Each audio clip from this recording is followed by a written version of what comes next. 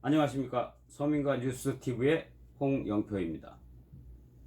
오늘의 뉴스를 살펴보고 그 뉴스에 대한 우리 일반 서민들 입장에서 느끼는 감정은 어떠한지 서민의 입장에서 논평하겠습니다. 상식과 양식이 있는 논평, 서민과 뉴스TV입니다. 시작하겠습니다. 오늘은 검찰이 과연 웅동학원 이사로 재직 중이었던 조국, 그 역할에 관심을 집중시키고 있습니다.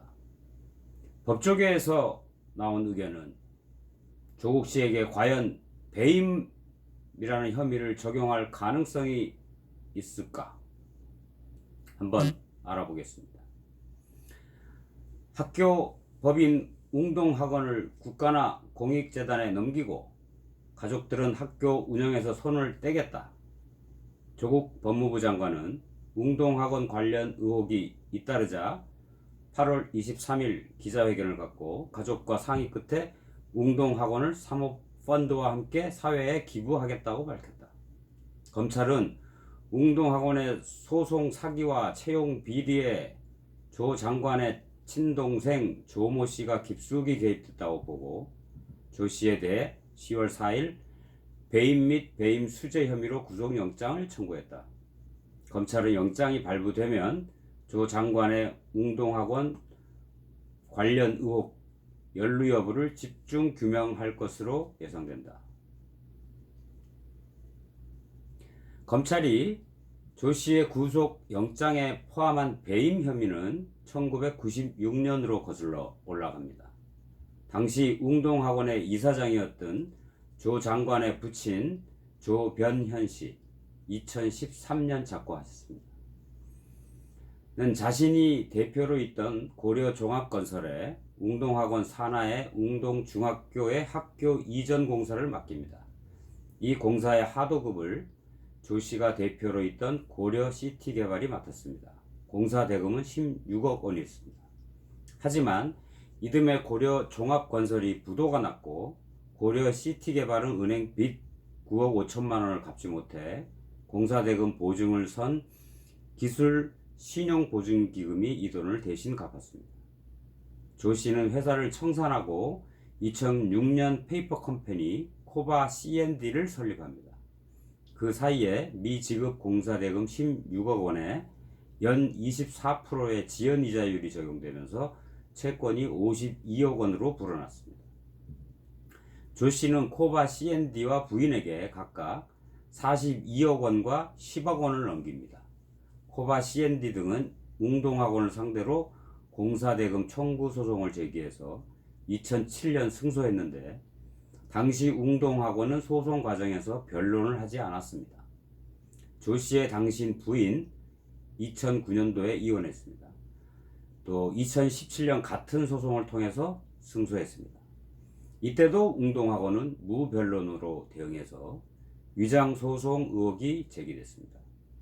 조 씨는 2010년대 중반 무렵 웅동학원 교사 채용을 대가로 2억 원가량을 받은 혐의, 배임 수재 혐의입니다. 와 조 장관 사건이 불거진 뒤 증거인멸을 교사한 혐의로도 영장이 청구됐습니다. 법원은 조 씨에게 돈을 전달한 A, B 씨에 대해서 구속 영장을 발부한 상태입니다. 이 돈을 받은 조 장관 동생의 영장 발부 가능성이 더 커졌다는 분석이 검찰 안팎에서 나오고 있습니다. 검찰은 조 장관이 1999년부터 2009년까지 약 10년간 웅동학원 이사로 재직한 사실에 주목하고 있습니다. 조 장관은 그동안 웅동학원의 일은 잘 모른다는 취지로 선을 그어왔습니다. 검찰은 웅동학원 이사회 회의록을 확보했습니다. 조 장관의 역할에 대한 분석을 끝낸 것으로 알려졌습니다. 가족 간의 수상한 소송이 이루어졌을 당시에 조 장관이 이사로 재직했기 때문에 소송 과정을 몰랐을 가능성이 낮다는 것이 검찰의 시각입니다. 법조계에선 조 장관에게 웅동학원 사건과 관련해 배임 혐의가 적용될 수 있다는 관측이 나오고 있습니다. 조 씨의 전 부인이 웅동학원을 상대로 첫 소송을 낼 2006년에 조 장관은 학원 이사였습니다. 두 번째인 2017년 소송 당시엔 조 장관은 이사가 아니었지만 아내인 정경심 동양대 교수가 이사였습니다. 조 장관이 웅동학원과 관련해 거짓말을 한 정황도 드러나고 있습니다. 조 장관이 자신이 고려 종합건설에 이사로 등재되지 않았다고 주장했지만 1989년 회사 설립 당시 이사로 이름을 올린 것으로 파악이 됐습니다. 또 검찰은 조 장관의 PC에서 웅동학원 관련 소송 문건을 확보한 것으로 전해졌습니다.